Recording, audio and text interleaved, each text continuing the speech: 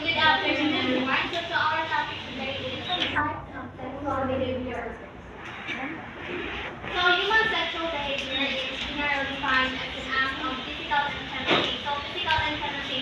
So it includes kissing, hugging, mga sexual activity. So sexual behavior may occur alone, with another individual, or with multiple individuals.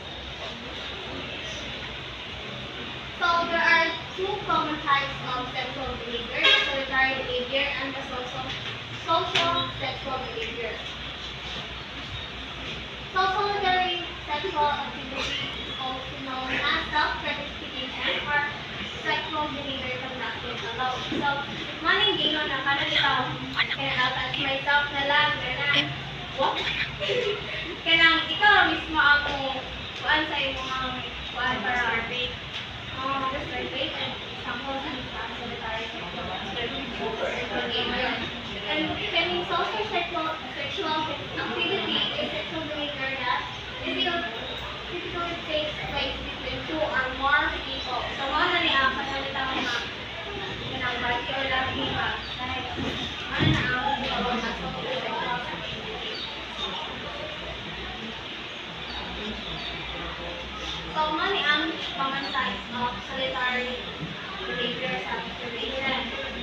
So it's an act which involves direct stimulation of the result derived from the Latin word masturbating, from the root word hand so the use of our hands. So it may be practiced manually or with the aid of artificial stimulators such as vibrator and dildo. So dili naman laki ang magkuhan na survey. Ang babae po, tapos they use kanang vibrator or dildo or finger.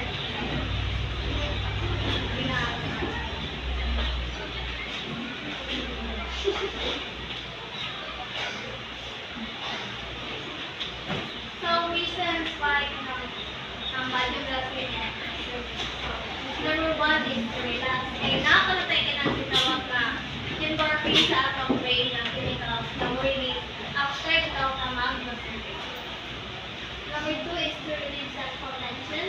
3, partners are unavailable. So, wala ang partner. Boredom, wakay buhat mga relate ako. So, to help get sleep and fear of weight and other diseases.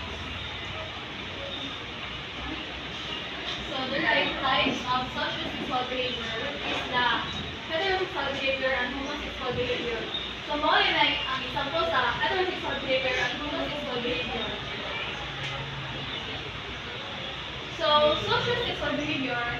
So the first is the heterosexual behavior, sexual attraction or proximity between people of opposite sex, that's male and female. So ang perform man kay male ang female rin siya. So ang homosexual behavior, sexual attraction or activity between people of the same sex. So ang example ay is katong transgender, mga bisexual, mga gay, mga sila.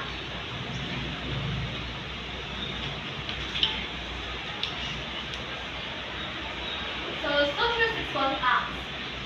So the acts is the hug, kiss, passionate, close, embrace, the kiss, touching or kissing with the lips, or caress, touching with tenderness, caress. So pick a kiss, stroke from head to different parts of the body.